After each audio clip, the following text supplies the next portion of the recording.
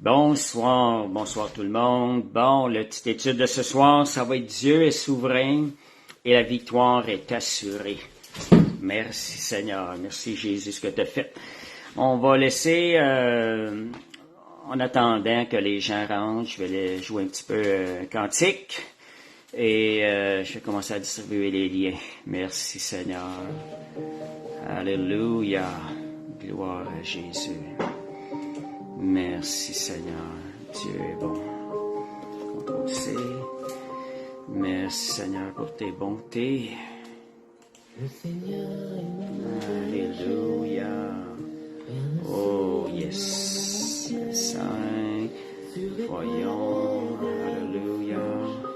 Dieu est bon. Merci Seigneur. Je cherche les... Merci Seigneur.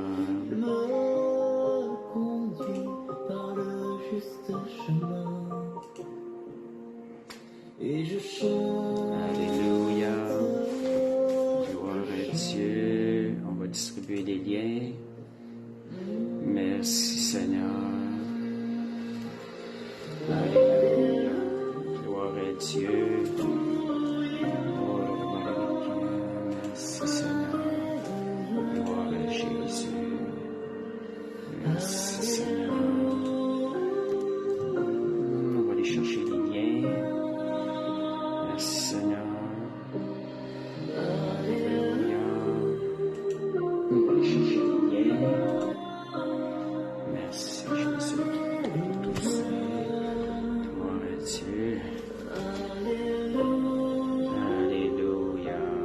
Merci Seigneur. Amen. Gloire à Dieu. On va aller distribuer les liens. Merci Jésus. Alléluia. Dieu est bon.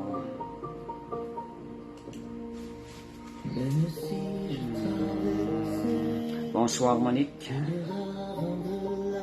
Alléluia. Je vois pas tous les messages. Je sais pas qui d'autre est logué. Bonsoir Sylvie. Alléluia. Merci Seigneur.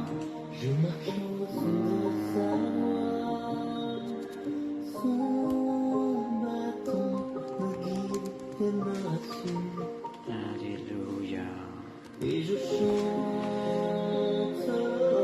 Ok, ben voyons, je nous a fait distribuer les liens ce soir. Merci Seigneur. Alléluia.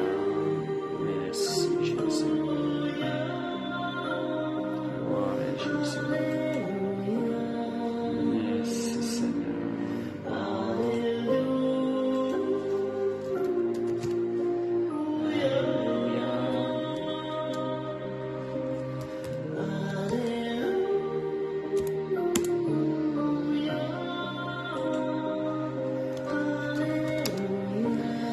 Bon, mais les recherches pour les liens ne marchent pas ce soir sur Facebook.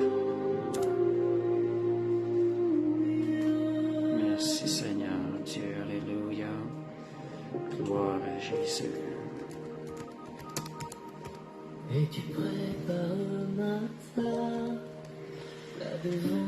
Bon, on va laisser faire les liens. Ça ne fonctionne pas ce soir. La recherche pour les liens. Merci Seigneur.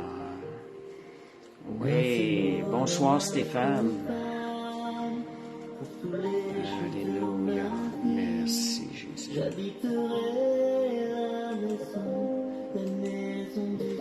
Merci Seigneur. Alléluia.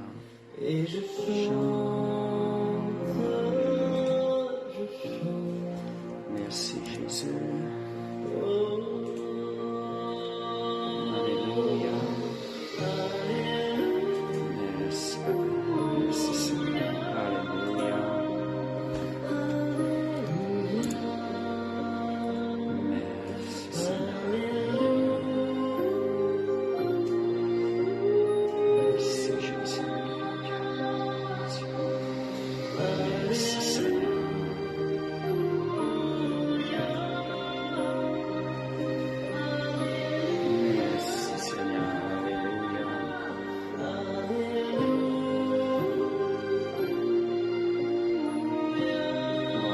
Dieu. Fait que c'est ça, ce soir, on va commencer bientôt.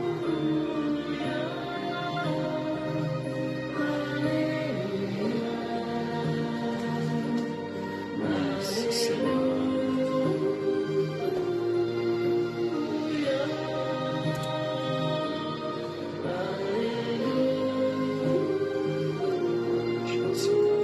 Bon, on va commencer.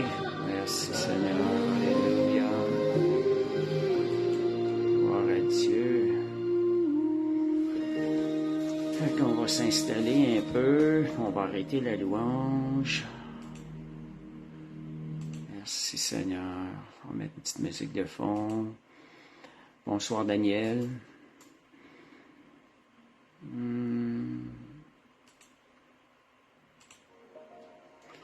Bon, fait que ce soir, un sujet quand même important qui est bon, qui va nous aider dans notre vie chrétienne, c'est Dieu est souverain et la victoire est assurée. Fait qu'on va voir, lorsqu'on va comprendre la souveraineté de Dieu, on peut marcher dans la victoire avec assurance. Et bonsoir Sylvie. Et je commence avec une déclaration d'un homme de Dieu qui c'est quelque chose que j'ai de chez moi, c'est dans un des cadres et ça m'inspire beaucoup. C'est le Dieu que je sers n'est pas contrôlé par les circonstances autour de moi, mais il contrôle les circonstances pour mon bien. On peut avoir tendance des fois que les circonstances ont le dernier mot, mais lorsqu'on a les yeux sur le Seigneur, c'est le Seigneur qui a le dernier mot. Dieu accomplit sa volonté quand on garde les yeux fixés sur lui. Puis quand je parle aussi que la victoire est assurée, pourquoi? Parce que quelqu'un qui est allé gagner nos victoires pour nous à notre place, Jésus qui est allé à la croix, a combattu le combat pour nous et nous assure la victoire dans tous les domaines de notre vie. Quand on met notre foi, notre confiance en lui, quand on garde les yeux fixés sur lui. Parce que quand Dieu se lève, il n'y a pas personne qui peut s'opposer à ses pensées. Merci Seigneur, est-ce qu'on peut te faire pleinement confiance? Donc, ça c'est un sujet qu'au début de ma vie chrétienne, je posais beaucoup de questions, Seigneur. Seigneur, jusqu'à quel point tu es souverain? Et lors de ma première grande épreuve, je vivais des choses et je me demandais, Seigneur, jusqu'où, Seigneur, ça fonctionne, la foi? C'est jusqu'où tu es souverain dans tes promesses, jusqu'à quel niveau tes promesses sont-elles conditionnelles, puis à quel point ai-je manqué le plan de Dieu. Mon cœur était brisé à travers cette épreuve-là, je cherchais la face de Dieu. Et le Seigneur me donnait un verset, c'était le Proverbe 3, verset 6. Le Proverbe 3, ça dit « Reconnais-le dans toutes tes voies, et il aplanira tes sentiers. » C'est le proverbe que le Seigneur m'a donné. Puis quand il me l'a donné avec une genre de traduction un peu plus profonde. C'est-à-dire, reconnais ma souveraineté. Reconnais la souveraineté de Dieu dans tout ce qui t'arrive, et il te fera marcher dans ses sentiers tout tracés. Quand on regarde à l'œuvre tout accomplie à la croix, le Saint-Esprit se lève et nous fait marcher dans les sentiers de Dieu tout tracés. Il nous fait marcher dans les victoires que Christ a accomplies à la croix. On a regardé, Seigneur, je regarde la situation aujourd'hui. Je regarde les circonstances de ma vie. Seigneur, je veux avoir les yeux sur un seul endroit. C'est sur toi, Seigneur. Seigneur, que c'est toi qui contrôles chaque circonstance. Et ces circonstances-là, tu les contrôles, c'est pour mon bien. Et Seigneur, je te remercie par la foi, sachant que tu es bon pour moi, que tu sois ce qu'il y a de meilleur pour moi. Et je garde les yeux fixés sur toi, parce que Seigneur, je veux faire ce qui t'est agréable. Fait que bonsoir, pasteur. Merci Seigneur. Amen. Fait que donc, il y a certaines situations de nos vies qui sont conditionnelles à notre foi et à notre confiance dans la souveraineté de Dieu. Donc, il y a certaines conditions. Dieu, je dirais, a les mains liées tant qu'on ne reconnaît pas sa main qui est en train d'agir dans nos situations. Tant qu'on n'a pas cette foi que Dieu est souverain sur notre situation, qu'on ne lui remet pas entre ses mains, mais Dieu a comme les mains liées, il ne peut pas exercer sa souveraineté. Quand on parle de souveraineté, c'est un pouvoir qui l'emporte sur tous les autres. Il est prééminent en autorité et en puissance. Et pour manifester ça, Dieu a besoin, dans certaines situations, à ce qu'on lui fasse pleinement confiance, qu'on reconnaisse sa souveraineté, le pouvoir de sa souveraineté, afin qu'il puisse le relâcher dans les situations. Et on sait que l'homme a le libre arbitre. Donc, l'homme ayant le libre arbitre, il y a un choix quelque part dans nos vies. Il y a des situations où notre choix va impacter les événements, la situation qu'on est en train de vivre. On a une faculté de choisir. Adam et Ève ont été créés avec une faculté de choisir. Et le choix est nécessaire parce que le choix implique une relation. S'il n'y aurait pas de choix, il ne pourrait pas y avoir de relation. Un robot ne peut pas avoir une vraie relation avec quelqu'un. Donc, s'il n'y aurait pas le libre arbitre dans le cœur de l'homme, il ne pourrait y avoir de relation, et surtout relation d'amour avec Dieu le Père, Dieu le Fils et Dieu le Saint-Esprit. Fait que là, le fait que l'homme a un libre arbitre dans certaines situations implique que nous pouvons influencer la situation à laquelle nous faisons face, mais Dieu, lui, dans sa souveraineté, par la victoire de Jésus à la croix, veut nous faire marcher dans des victoires assurées, des victoires totales. Nous devons, à ce moment donné, le choisir de regarder à lui, d'élever son pouvoir au-dessus des circonstances. Du Seigneur, c'est toi qui as le dernier mot, ces circonstances, et je te fais pleinement confiance. Merci Seigneur. Alléluia. Ce qui arrive aussi des fois, on n'est pas parfait dans la foi. C'est pas une raison de s'arrêter. Dieu, dans sa fidélité, il nous fait grâce. Il vient nous secourir dans notre faiblesse. Philippiens 2:13, ça dit, c'est Dieu qui produit en nous le vouloir et le faire. Même dans notre faiblesse, reconnaissant notre faiblesse, si nous levons les yeux vers le Seigneur, Dieu déverse en nous le vouloir et le faire et nous permet de marcher dans la victoire. C'est sa force, c'est le Saint-Esprit qui se lève à l'intérieur de nous et qui accomplit la volonté de Dieu. Donc, par son Esprit, il travaille en nous à faire grandir notre foi parce qu'il nous aime. Dieu nous aime, il travaille en nous. Merci Seigneur, alléluia, merci Jésus, Dieu veut notre bien. Hébreux 11:6, on a parlé de foi et de confiance. Hébreux 11:6, or sans la foi, il est impossible de lui être agréable. La foi, en grandissant, va conduire à la confiance. Parce qu'à la confiance, c'est l'abandon dans tous les événements, dans les circonstances. Saint-Esprit, je te fais pleinement confiance. Saint-Esprit, j'ai foi en toi et je te fais pleinement confiance dans le déroulement. Voyez un peu la différence entre la foi et la confiance. La confiance, c'est quelque chose qui s'exerce et c'est ce qui plaît au Seigneur. Imaginez-vous quelqu'un autour de vous qui vous fait ressentir combien il a confiance en vous, combien c'est rassurant, combien ça fait du bien. C'est la même chose envers le Père Céleste. Qu'est-ce qui fait qu'une bonne relation, la confiance qui se développe entre deux personnes, fait qu'il va y avoir une bonne relation. Donc, voulons-nous une bonne relation avec le Père Céleste? Voulons-nous lui offrir, lui donner ce qui est le plus agréable? Apprenons à lui faire pleinement confiance. Nous voulons faire la volonté de Dieu. Faisons confiance au Père Céleste. Disons-lui, Saint-Père Céleste, je te fais confiance. Jésus, je te fais confiance pour les combats que tu as gagnés pour moi. Ce sont des victoires assurées. Saint-Esprit, je te fais confiance pour la force qui est en moi, qui se lève pour conquérir et saisir les victoires que Jésus m'a déjà acquises. Merci Seigneur.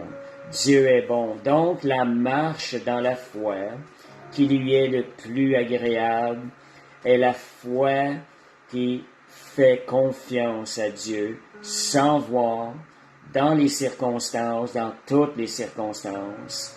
Et Donc, la foi en grandissant, elle conduit à la confiance.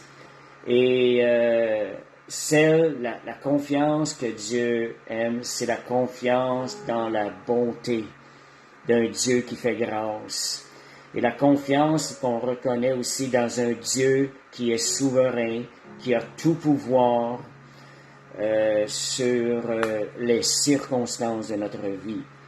Tu sais, c'est beau de se remettre une situation entre les mains de Dieu, mais remettre toutes les circonstances de notre vie, ça demande une confiance totale en Dieu. Seigneur, tu ne peux mentir.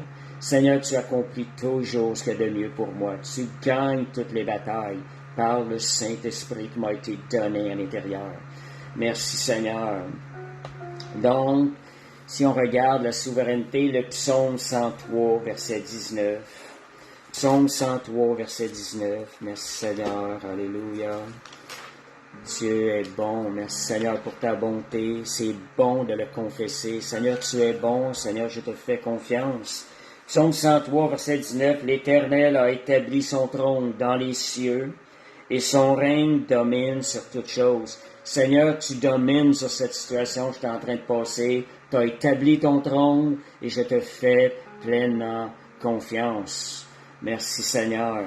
Et le psaume 66, verset 7. Psaume 66, verset 7. Ça dit, Alléluia. Merci Seigneur. Il domine éternellement par sa puissance. En d'autres mots, tu es souverain, Seigneur, parce que tu as la toute-puissance. Amen. Comme Balthazar dit, déclarons sa bonté. Vous savez, la confession, c'est tellement important. Ça passe à travers nous, ça nous transforme aussi. Ça nous emmène dans la foi. C'est important de le confesser. Quand vous pouvez le confesser à voix haute, confessez-le. Lisez la parole de Dieu à voix haute. Vous allez voir qu'il y a une différence. Je relis le psaume 66, verset 7. Tu domines éternellement par ta puissance. Tes yeux observent les nations afin que les rebelles ne s'élèvent point. Dieu prend soin de nous. Dieu est juste. Merci Seigneur. Alléluia. Gloire à Dieu. Alléluia. Donc, Dieu est toujours assis sur son trône. Il ne prend pas de vacances. Il gouverne avec puissance. Dieu est souverain. Et là qu'on en arrive à Dieu est souverain. C'est le pouvoir qui l'emporte sur tous les autres pouvoirs. C'est-à-dire, il est la puissance sur toutes les puissances de l'ennemi. Il règne sur tout ce qui nous arrive. Il règne sur tous les détails de notre vie. Quand je dis tous les détails de notre vie, 3 petits points, quand on lui fait confiance. Une condition afin que tous les détails de notre vie puissent être bénis par la souveraineté de Dieu, par sa bonté. Merci Seigneur. Donc, Dieu le Père, Dieu le Fils et Dieu le Saint-Esprit sont par nature souverains. Alléluia. Merci Seigneur. Donc, soyons en communion avec le Saint-Esprit. C'est lui qui est près de nous ici-bas. Apprenons à faire totalement confiance au Saint-Esprit dans notre marche. N'essayons pas de contrôler nos décisions. Faisons-lui confiance. Faisons confiance au Saint-Esprit pour l'endroit où il nous a placés actuellement. Que ce soit dans l'évangélisation, Saint-Esprit, je te fais confiance là où tu me places et les gens que tu places autour de moi sur ma route. Dans notre quotidien, Saint-Esprit, je te fais confiance pour l'endroit où tu m'as placé. Et les gens que tu vas placer sur ma route aujourd'hui, où est-ce que je vais aller. Saint-Esprit, je te fais confiance. Alléluia, merci Seigneur. Donc, Galates 5,16, marchez dans la dépendance du Saint-Esprit et vous n'accomplirez pas les désirs de la chair. En quelque sorte, quand vous êtes dépendant du Saint-Esprit, le Saint-Esprit se lève à l'intérieur de nous dans toute sa puissance et il gagne toutes ses batailles. Merci Seigneur. Donc, la souveraineté absolue de Christ, pourquoi qu'il a obtenu une souveraineté absolue? Parce qu'il a été parfait dans toutes ses voies. Nous sommes imparfaits. Nous sommes en transformation pour pouvoir marcher dans les voies de Dieu, chercher à faire sa volonté, apprendre à le connaître. Et Jésus, il a été parfait dans toutes ses voies.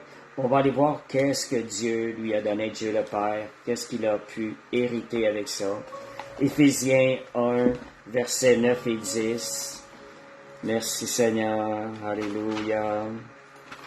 Éphésiens 1, versets 9 et 10. Vous voyez comment est-ce que la parole de Dieu nous dit. Nous faisant connaître le mystère de sa volonté selon le bienveillant dessein qu'il avait formé en lui-même pour le mettre à exécution lorsque les temps seraient accomplis de réunir toutes choses en Christ, celles qui sont dans les cieux et celles qui sont sur la terre. Donc Christ est celui qui nous permet de rentrer dans cette vie de victoire, par son sang qui a été versé, par ses victoires qu'il a accomplies pour nous, et nous parle le salut qui nous a été accordé. Nous avons accès aux victoires que Jésus a combattues pour nous. Donc, Christ est la porte. C'est lui qui a été parfait. Nous avons accès à vivre cette vie de victoire, cette vie où la souveraineté de Dieu se manifeste. Merci Seigneur, Amen, Alléluia. Donc le dessein éternel de Dieu est centré sur la souveraineté absolue de Jésus-Christ. Le point de mire divin est l'établissement de la complète souveraineté et suprématie du Fils de Dieu. 19, Éphésiens 1, 19 à 23. Quel est envers nous qui croyons l'infini, si tu peux regarder l'infinie grandeur de sa puissance, se manifestant avec efficacité par la vertu de sa force. Voyez-vous, l'infinie grandeur. Ce que Dieu nous donne accès, c'est quelque chose qui est infini, l'infinie grandeur de sa puissance. Saint-Esprit, aide-nous à recevoir la révélation de tout ce que tu nous accordes dans ta puissance, ce que nous avons accès en Jésus-Christ par son sang. Ça dit, il l'a déployé en Christ, en le ressuscitant des morts, et en le faisant asseoir à sa droite dans les lieux célestes. Au-dessus, regardez, Christ a été placé au-dessus de toute domination, de toute autorité, de toute puissance, de toute dignité et de tout nom qui se peut nommer non seulement dans le siècle présent, mais encore dans le siècle à venir. Il a tout mis sous ses pieds. Il l'a donné pour chef suprême à l'Église qui est son corps, la plénitude de celui qui remplit tout en tout. Donc, la souveraineté absolue de Christ parce qu'il a été parfait dans toutes ses voies. On voit dans Philippiens aussi 2, versets 9 à 11, on nous parle que Dieu l'a souverainement élevé. Donc, il l'a mis souverain. Philippiens 2, 9 à 11, merci Seigneur. C'est pourquoi aussi Dieu l'a souverainement élevé, lui a donné le nom qui est au-dessus de tout nom. Le nom de Christ est au-dessus de tout nom. Merci Seigneur, quelle grâce. Nous avons été sauvés par le nom de Jésus. Nous avons accès à œuvrer en son nom, à utiliser son nom.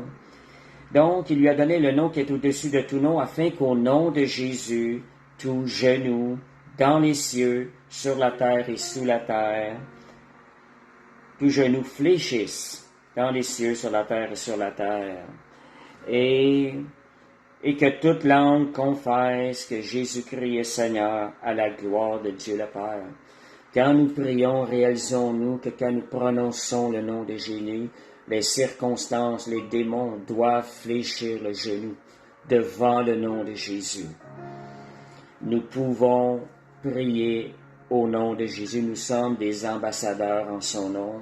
Allons en prière reconnaissant qu'à travers Jésus, les démons doivent fléchir le genou. Et le Seigneur nous donne, et nous obtenons l'accès aux promesses de Dieu pour notre vie. Nous pouvons avoir cette assurance lorsqu'on regarde sa parole. Merci Seigneur. Donc, Colossiens 2, 10, ça dit, il est le chef de toute domination et autorité. Voyez que Jésus est le point central qui nous donne accès à la souveraineté de Dieu, au pouvoir absolu qui est au-dessus de tout. Colossiens 2,15, ça dit Jésus a dépouillé les dominations et les autorités, il les a livrées publiquement en spectacle. Il les a dépouillés de leur autorité. Quand on prononce le nom de Jésus, les diables, les démons tremblent. Quand nous sommes conscients de ce que Jésus a accompli, de sa suprématie, de sa souveraineté, les démons tremblent. Ils n'ont pas le choix de fléchir le genou devant le nom de Jésus. Donc, à chaque fois que vous prononcez le nom de Jésus, réalisez, voyez les démons et les circonstances qui plient le genou devant le nom de Jésus, qui se soumettent à la volonté de Dieu, la volonté de Jésus. On sait que la volonté de Dieu, pour nous, c'est ce qui est bon, agréable et parfait. Merci Seigneur. 1 Jean 3,8, ça nous parle aussi que la venue de Jésus, il est venu pour détruire les œuvres de l'ennemi, les œuvres du diable. Et Jésus, il accomplit sa mission à la perfection. Donc, si on regarde, la souveraineté de Dieu se manifeste dans son omniscience, omnipotence et omniprésence. Je vais expliquer un peu, c'est bon de savoir c'est quoi. Il n'est pas juste tout-puissant. Dieu est omniscient. Pas un seul détail, passé, présent et futur, ne lui échappe. Dieu connaît chaque seconde. Il est au courant de ce qui se passe dans chaque seconde et connaît chaque détail de notre vie.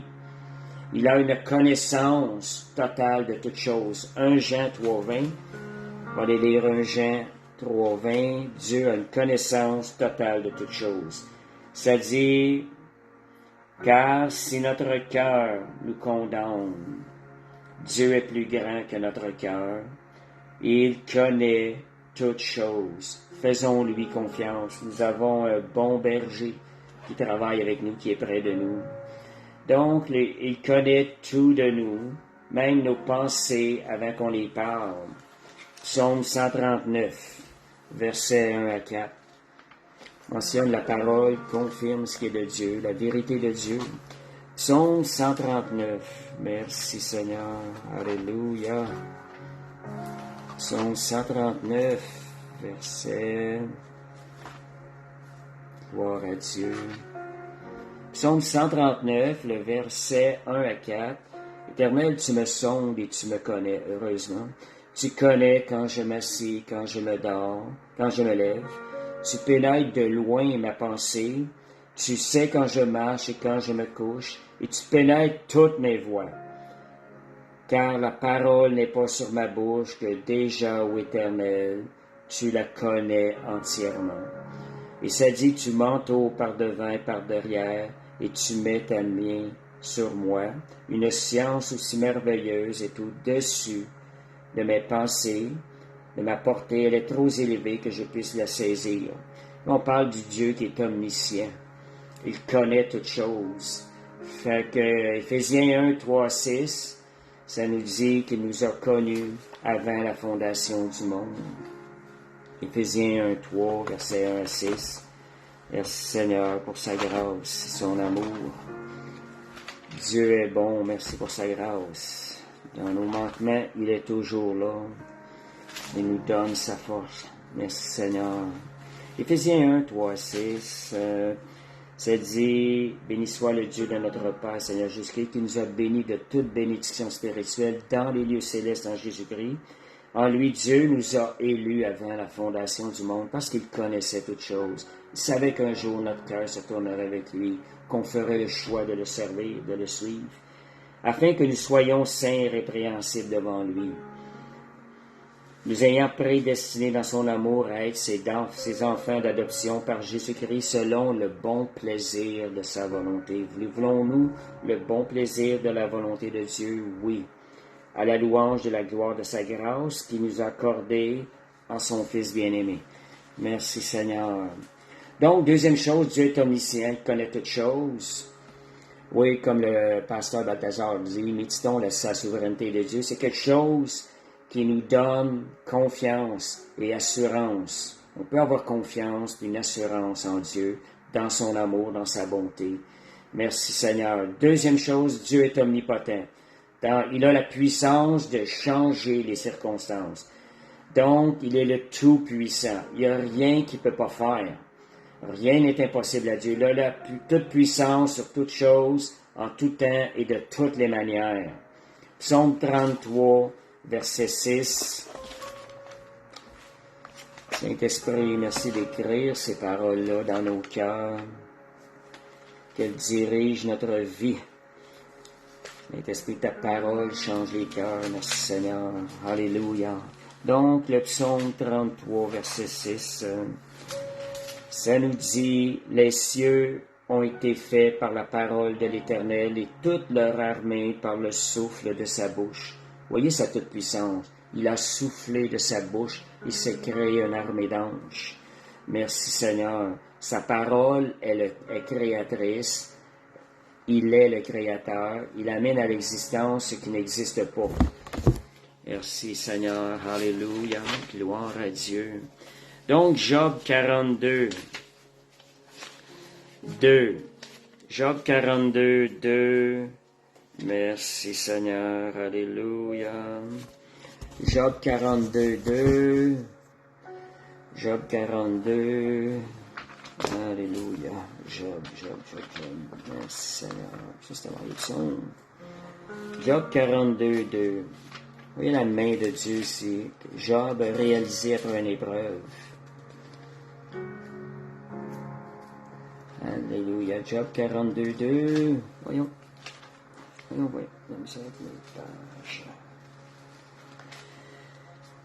Alléluia. Job 42, 2. Job a reconnu la souveraineté de Dieu, sa toute-puissance. Job avait été éprouvé par le Seigneur. Il avait cru que Dieu l'avait abandonné dans l'épreuve. Dieu l'a repris. Job s'est repenti. Il a reconnu la souveraineté de Dieu. Ça dit, Job, je répondis à l'Éternel, je reconnais que tu peux tout. Je reconnais la souveraineté de Dieu, quelque sorte. Et que rien ne s'oppose à tes pensées. Ce que Dieu décide, il l'accomplit. Et Dieu est bon, il a des bons projets pour nous. Quel est celui? Bon, c'est ça. Que rien ne s'oppose à ses pensées. Merci Seigneur. Alléluia. Donc, Philippiens 4.13, je puis tout par celui qui me fortifie. Quand on met notre confiance en Dieu, qu'on regarde à lui, Dieu nous rend capable, il nous fortifie, il nous rend capable de faire toutes choses en lui, de le servir. Nombre 11, 23, il accomplit ce qu'il dit. Il est l'Éternel qui accomplit tout ce qu'il dit. Sa parole s'accomplit. Quand Dieu dit, la chose arrive. Rien ne lui est impossible. Amen. Donc, Jésus a guéri plusieurs malades, il a nourri une foule, il a calmé la tempête, il a ressuscité 2 personnes, il peut faire toutes choses, mais seulement si c'est en harmonie avec son caractère saint. Toujours qu'on dit faire toutes choses, mais il va faire quelque chose qui est en harmonie avec le cœur de Dieu. Et Éphésiens 3.20, ça dit qu'il peut faire au-delà de tout ce que je peux penser ou imaginer. Par le Saint-Esprit qui vit en nous, par la puissance qui agit en nous, Dieu peut faire au-delà de tout ce qu'on peut penser ou imaginer. Voyez le mot « tout », ça se rattache à Dieu, ça se rattache à la souveraineté. Donc, on avait dit Dieu est omnipotent. Troisième chose, Dieu est omniprésent. Il est toujours avec moi. Il a promis de ne jamais m'abandonner. Donc, des fois, on peut avoir l'impression que Dieu se cache, Dieu ne voit pas les choses, mais Dieu est présent partout et en tout temps. Ce n'est pas le cas des anges. Dieu est omniprésent, lui. Et c'est Ésaïe 57, 15. Il est dans les lieux très hauts, il est aussi près de ceux qui ont le cœur contrit. Voyez, dans la puissance de Dieu, dans l'omniprésence de Dieu se manifeste l'amour et la compassion de Jésus, de Dieu. Dieu n'est pas limité par le temps et l'espace, il est partout, il est à chaque moment présent. Psaume 46, 1, il est présent dans chacun de nos moments de souffrance. On va aller le lire, le psaume 46, 1, ce que ça dit. Psaume 46, 1. Comment est-ce que la Bible... Dieu est pour nous un refuge et un appui. Il est un secours qui ne manque jamais dans la détresse. Il est toujours là. Même dans nos moments de détresse, le Seigneur est là. Alléluia. Merci Seigneur. Donc, on a parlé, Dieu est omniprésent. Psaume 139, 11 et 12 aussi. Ça nous dit que Dieu, on peut voir à travers ce psaume-là que Dieu est omniprésent. Ça dit, si je dis au moins les ténèbres me couvriront, la nuit devient lumière autour de moi. Dieu voit toutes choses. Même les ténèbres ne sont pas obscures pour toi. La nuit brille comme le jour et les ténèbres comme la lumière. Et ça disait au verset 7 aussi, où irai-je loin de ton esprit? Où fuirai-je loin de ta face? Si je monte aux cieux, tu y es. Si je me couche au séjour des morts, tu voilà. Si je prends les ailes de l'aurore, que j'aille habiter l'extrémité de la mer, là aussi ta main me conduira et ta droite me saisira. Vous voyez ici, le Seigneur est omniprésent. Heureusement, merci Seigneur. Donc, la souveraineté de Dieu dans nos malheurs. Job 1, on va aller voir l'histoire de Job. On va voir la souveraineté de Dieu aussi là-dedans. La souveraineté de Dieu dans nos malheurs. Alléluia. Le Seigneur m'avait enseigné à travers Job ces choses-là. Il m'a fait vivre une épreuve en utilisant les paroles de Job. Donc, Job 1, versets 6 à 12. Or, le Fils de Dieu vient un jour se présenter devant l'Éternel, et Satan vient aussi au milieu d'eux. L'Éternel dit à Satan, d'où viens-tu? Et Satan répondit, de parcourir la terre, de m'y promener. L'Éternel dit à Satan, as-tu remarqué mon serviteur Job? Il n'y a personne comme lui sur la terre. C'est un homme intègre et droit, craignant Dieu et se détournant du mal. Dieu parle de son serviteur Job. Ne l'as-tu pas protégé, lui, sa maison, tout ce qui est à lui? Satan répond ça. Il dit, est-ce que c'est d'une manière désintéressée que Job te craint? Il dit, tu t'as béni l'œuvre de ses mains, mais il dit, étends la main, touche à tout ce qui lui appartient, je suis sûr qu'il t'a maudit en face. L'Éternel dit à Satan, voici tout ce qui lui appartient, je te le livre, seulement ne porte pas la main sur lui, Satan se retirera de la face de l'Éternel. Vous voyez ici, si on regarde, Job a vécu des malheurs. Et Job 42, 1 et 6, on a lu tantôt, je vais aller le relire. Je reconnais que tu peux tout, que rien ne s'oppose à tes pensées. Quel est celui qui a la folie d'obscurcir mes desseins? Donc Job répète les paroles qu'il a entendues de l'Éternel. Il dit oui, Job répond, oui, j'ai parlé, sans les comprendre, des merveilles qui me dépassent et que je ne conçois point. Fait qu'il dit, mon oreille avait entendu parler de toi, mais maintenant mon œil te voit. Vous voyez le verset 6? Job, il dit, c'est pourquoi je me condamne et je me repens. Comment Job pouvait se repentir? De quoi Job devait se repentir? On parle de la souveraineté de Dieu. Même dans nos malheurs, Dieu demeure souverain parce que Dieu a protégé Job de la mort à travers tous ses malheurs. Il n'a pas permis que l'ennemi le touche. Et quand Dieu laisse un terrain à l'ennemi, bien souvent c'est nous aujourd'hui, ça c'est dans l'Ancienne Alliance, qui laissons de la place à l'ennemi. Dieu veille sur nous. Quand nous marchons dans l'intégrité, même à travers les attaques de l'ennemi ne pourra même pas nous toucher. Job était intègre devant Dieu. L'ennemi ne pouvait pas le voler. Fait que de croire ce qui est arrivé, Job, de quoi Job s'est repenti. Je ne sais pas s'il y en a qui ont une idée. Je pense que je l'ai déjà dit. Job, il y en a qui ont une idée de quoi Job se serait repenti, a eu besoin de se repentir. De quoi Job a eu besoin de se repentir. Je ne sais pas si je vois des réponses. Je pense que je ne vois pas les réponses ici. Je ne vois pas les textes. Fait que Job a eu besoin, vous pouvez l'écrire pareil, ceux qui vont lire par la suite vont le voir. Donc, est-ce que vous pensez que Job a eu besoin de se repentir? Job a eu péché. Et son péché, voyez moi c'est important là, c'est d'avoir cru que Dieu l'avait abandonné dans l'épreuve. de dire, en quelque sorte, quand même que nous avons marché dans les voies, Job témoignait qu'il avait marché dans les voies de Dieu, mais il avait cru que Dieu l'avait abandonné à travers ça. Et de croire, il avait même cru Dieu, t'as changé tes plans pour ma vie. Si on arrive des situations de notre vie, puis qu'on arrive, Seigneur, t'as changé tes plans pour ma vie. On est en train de pécher dans la foi, de croire que Dieu n'est pas assez puissant, Dieu n'est pas assez souverain pour nous garder pleinement dans sa volonté. Donc, même si on a manqué de croire que Dieu a changé ses plans, notre Dieu est fidèle, il ne change pas ses plans pour nos vies parce qu'il est fidèle.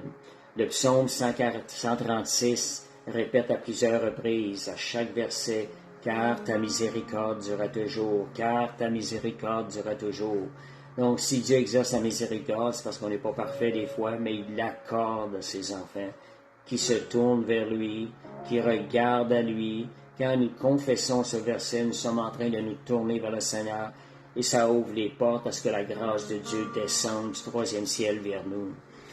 Merci Seigneur. Alléluia, gloire à Dieu. Donc, Genèse aussi, on dit la souveraineté de Dieu dans nos malheurs, même lorsqu'on manque. Le peuple d'Israël, les frères de Joseph, ils avaient voulu tuer Joseph. Ils avaient manqué des choses. Dieu les a bénis plus tard à travers Joseph. Dieu a changé le mal qu'ils avaient fait en bien. Genèse 50-20. Fait que regardez, Dieu a la puissance de changer le mal, même à travers nos erreurs, nos manquements. Si nous nous tournons vers le Seigneur nous accorde une grâce. Il change le mal en bien dans nos vies. C'est ce qui est arrivé, c'est la puissance de Dieu, c'est sa grâce qui est manifestée à travers ça aussi. Donc Dieu change le mal en bien à travers nos malheurs. Et ça dit même, on va un peu plus loin dans Romains 5, 20 à 21. Ça dit, là où le péché a abondé, la grâce a surabondé. Voyez, le Seigneur ici, on se rend compte, Seigneur, on a fait quelque chose qui n'est pas correct. Seigneur, tu ne mérites pas ça. Seigneur, je me tourne vers toi. J'ai besoin de ta grâce. On reçoit quelque chose qu'on ne mérite pas. Puis voyez quelque chose, Dieu a le pouvoir de changer le mal en bien. Dieu est plus grand que nos erreurs. Si on regarde par la chute d'Adam, voyez que par la chute d'Adam, comment Dieu a changé le mal en bien. Ce qui est arrivé, la grâce de Dieu non méritée accordée à l'homme n'aurait jamais pu être connue dans les cieux et sur la terre si cette situation-là ne serait pas arrivée. Dieu a choisi de manifester sa grâce et son amour envers l'homme. Donc, à travers la chute d'Adam, la grâce de Dieu est venue nous chercher, nous sauver. Ésaïe 46, 9 à 10. Ésaïe 46, 9 à 10. On va aller lire ce que ça dit. Merci Seigneur. Ésaïe 46, 9 à 10. Ça dit, souvenez-vous de ce qui s'est passé dans les temps anciens, car je suis Dieu, il n'y en a point d'autre. Je suis Dieu et nul n'est semblable à moi. J'annonce dès le commencement ce qui doit arriver, et longtemps d'avance ce qui n'est pas accompli. Je dis, mes arrêts subsisteront et j'accomplirai toute ma volonté. Voyez, c'est ce qui arrive à travers nous des fois que prenons des détours à l'intérieur à cause de notre choix, le libre arbitre, nos décisions. Au bout de la ligne, Dieu en arrive à accomplir ses desseins pour notre vie. Il y a eu des périodes, mais Dieu est fidèle. Dieu a le pouvoir de changer le mal en bien. Donc, c'est la souveraineté de Dieu dans nos malheurs. Si on va maintenant à la souveraineté de Dieu dans la guérison divine, je vais juste l'effleurer le sujet aujourd'hui parce qu'on peut avoir des études sur la guérison divine. 1 Pierre 2, 24, par les meurtrissures de Jésus, nous avons été guéris. Parce que son corps a été brisé, les meurtrissures de Jésus, nous avons été guéris. Donc, si on regarde, ne pas prier si c'est ta volonté, parce que la volonté de Dieu, on vient de la découvrir dans Pierre 2, 24. Nous avons été guéris par les meurtrissures de Jésus, et non pas à cause de nos mérites. Merci Seigneur. Donc, notre devoir est de garder la foi en ses promesses pour lui être agréable et laisser Dieu travailler, accomplir sa volonté dans notre vie. Donc, la souveraineté de Dieu dans la réponse à nos prières. Matthieu 7, versets 7 à 10. On sait, je reviens aussi que le fait qu'on a le libre arbitre. Donc, il y a certaines décisions qui vont impacter notre vie, qui vont changer des choses. Donc, Matthieu 7, versets 7 à 10, ça dit « Demandez et on vous donnera. » Tout qui demande, c'est nous.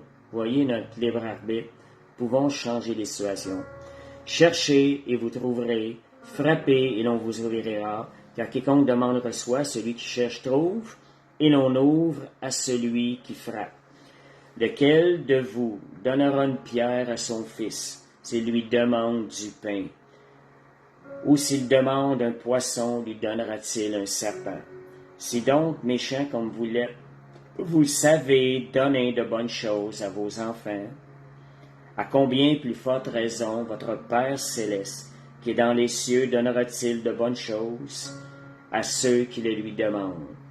On est en train de voir là-dedans, quand je dis la souveraineté de Dieu dans la réponse à nos prières. Le Seigneur exauce toujours nos prières.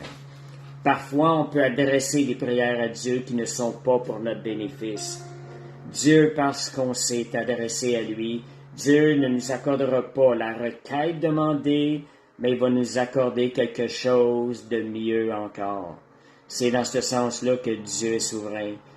La bonté de Dieu se manifeste lorsqu'on prie le Seigneur et sa souveraineté ne nous accorde pas des choses qui ne sont pas bonnes, mais elle va toujours nous accorder quelque chose qui est bon pour notre vie. Merci Seigneur. Donc, comment activer la souveraineté de Dieu? Premièrement, reconnaître. Je reviens sur le verset du début. Reconnaître que Dieu est en train de travailler dans ta vie et que c'est lui qui contrôle la circonstance actuelle, que c'est pas l'ennemi et que c'est pas la circonstance actuelle qui va venir nous contrôler, mais c'est Dieu qui est au contrôle. Lui faire pleinement confiance, on active. Seigneur, je te fais confiance. Tu vois cette situation-là, je refuse de douter, je refuse de craindre, je crois, Seigneur, que tu m'emmènes dans ce qu'il y a de meilleur pour moi. Merci pour ta grâce, merci pour ton amour. Quelle grâce d'avoir un Dieu plein de bonté qui va nous accorder toujours ce qu'il y a de meilleur. Donc, reconnaître la bonté, la souveraineté de Dieu, regarder plus haut que les épreuves que l'on voit, regarder plus haut que l'œuvre de l'ennemi, regarder de la position de Dieu, où est-ce qu'il est assis dans le troisième ciel. Car au-dessus de l'ennemi, il y a celui qui est le Tout-Puissant, qui est souverain. Et l'ennemi, qu'est-ce qui arrive? L'ennemi devient contraint de servir le plan de Dieu quand vous reconnaissez la toute-puissance de Dieu sur votre circonstance, vous reconnaissez la souveraineté de Dieu, l'ennemi devient contraint de servir le plan de Dieu. Deutéronome 30, 15, excusez. Deutéronome 30, 15, on a un choix à prendre. Il ne faut jamais oublier que quand même, nous avons un certain choix à prendre dans ce qui nous a été donné, dans le libre arbitre, lorsque les circonstances se présentent, lorsque nous entrons dans les circonstances. Dieu a dit, j'ai placé devant toi la vie ou la mort, croire ou de ne pas croire. Nous avons le choix de croire dans la bonté, la souveraineté de Dieu. Seigneur, je le crois. Je te déclare que c'est toi qui es au contrôle. Je déclare que c'est toi qui es au contrôle de cette circonstance actuelle. Et je refuse de douter. Je te remercie pour les victoires que tu m'accordes. Merci Seigneur de me faire marcher dans toute ta volonté. Fait que c'est de cette façon-là qu'on active la souveraineté de Dieu, puis on va bénéficier de sa bonté. Donc, demeurer dans l'attente de voir. Des fois, vous voyez la situation, vous ne comprenez pas tout. Seigneur, comment tu vas me faire sortir vainqueur de cette situation? Et comment tu vas te glorifier? Seigneur, je veux voir. Je reste dans une attente. Comment tu vas faire, Seigneur? Mes yeux sont sur toi. Exode 14, 13, 14. Moïse a répondu au peuple, Ne craignez rien, restez en place et regardez la délivrance que l'Éternel va vous accorder en ce jour, car les Égyptiens que vous voyez aujourd'hui, vous ne les verrez plus jamais. Les Égyptiens, ce sont les ennemis. L'Éternel combattra pour vous et vous gardez le silence. Vous voyez, soyez dans l'attente. Quand vous ne comprenez pas la circonstance, vous ne savez pas ce qui va arriver, Seigneur, mes yeux sont sur toi, Seigneur. Comment tu vas faire pour me faire sortir vainqueur de cette situation? Le pasteur dit, nous pouvons trouver la paix lorsqu'on reconnaît la souveraineté de Dieu dans les circonstances. Et ça, c'est la parole de Dieu. Ça, c'est la parole qui ne ment point. Donc, merci Seigneur. Donc, gloire à Dieu. Alléluia. Faites attention aussi à ce qui sort de votre bouche, vos témoignages, afin de ne pas laisser aucune victoire à Satan, que ce soit temporairement ou pas. Tendons confession des victoires que Jésus nous a acquises à la croix et déclarons la souveraineté de Dieu en utilisant le verset Romains 8-28. Toute chose concourt au bien de ceux qui aiment Dieu. Pourquoi? Parce que j'ai un Dieu souverain. Parce que mes yeux sont sur ce Dieu souverain. Alléluia. Voir par la foi et la confiance la fin que Dieu. Voyez la fin que Dieu va vous donner à cette situation et déclarez-le. La fin que vous pouvez voir, déclarez-le devant le Seigneur. Donc, activez la souveraineté de Dieu, activez la toute-puissance de Dieu. Jésus a tout accompli pour nous à la croix. Donc, une attitude à avoir qui va activer la souveraineté de Dieu. Philippiens 4.4. Philippiens 4.4, ça dit, « Réjouissez-vous toujours dans le Seigneur. » Je le répète, réjouissez-vous. Donc, quand on se réjouit de la situation, Seigneur, je me réjouis, pas à cause de ce que je vois, mais à cause de qui tu es et à cause de tes promesses. Réjouissez-vous toujours dans le Seigneur, je vous répète, réjouissez-vous. Et en d'autres mots, l'attitude qu'on doit avoir, on doit avoir une attitude de louange, constamment louer l'œuvre victorieuse que Dieu va accomplir dans cette situation à cause du prix qui a été payé par le sang de Jésus. Comment est-ce possible en regardant la fin des choses que Dieu va nous accorder dans la foi? Ayons les yeux fixés sur la fin des choses et réalisez que l'opposition n'est que temporaire. Fait que merci Seigneur, c'était l'étude de ce soir. Je ne sais pas s'il y avait quelques questions, quelque chose, si je peux voir les commentaires. Si jamais, je sais que des fois les gens, la souveraineté, question qu'on se pose, jusqu'à quel niveau, jusqu'à quel point Dieu est souverain. Si on veut qu'il soit souverain en toutes choses dans notre vie, faisons-lui toujours pleinement confiance dans les circonstances qui se présentent. Et la souveraineté de Dieu va se manifester, son pouvoir suprême va se manifester. Fait que merci Seigneur, fait qu'on va prier. Alléluia, Père Céleste, merci pour ta parole. Merci Seigneur de nous fortifier par le Saint-Esprit. Seigneur, nos yeux, on veut les mettre sur toi. C'est toi qui changes les situations de notre vie. C'est toi qui es souverain. Et Seigneur, merci Seigneur Dieu pour la grâce, l'amour que tu as pour nous, que tu gardes encore pour nous. Tu nous aimes d'un amour éternel. Merci pour ta grâce et ta bonté. Seigneur, on veut garder les yeux fixés sur toi. Je te demande de rencontrer chacun des besoins des personnes qui sont là. Seigneur, qui vont entendre cette étude. Seigneur Dieu, qu'à travers cette étude, Seigneur, la réponse à leurs besoins leur soit donnée. Et Seigneur, que cette étude vienne les fortifier à travers ce qu'ils passent, donnant gloire à Dieu. Au nom de Jésus.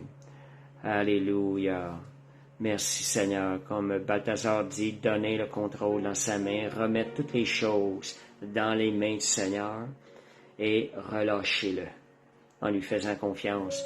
Dieu va se mettre à travailler avec sa souveraineté, ce qu'il y a de mieux pour vous dans les situations de votre vie.